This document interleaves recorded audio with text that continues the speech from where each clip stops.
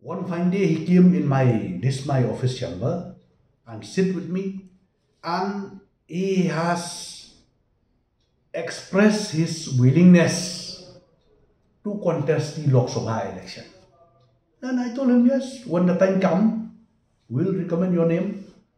But the only thing he is putting one condition and request me as the state president, please convince a meeting, MDA meeting with the coalition partner and find out the solution that there should be a common candidate and they should give chance to the BGP. So that too, straight away I told him that it's not possible because I cannot take decision.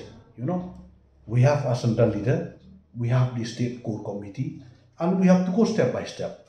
So decision to contest or to go with a common candidate, that decision will take by central leader, not by me as the state president. So that is the discussion. He has already told me about that.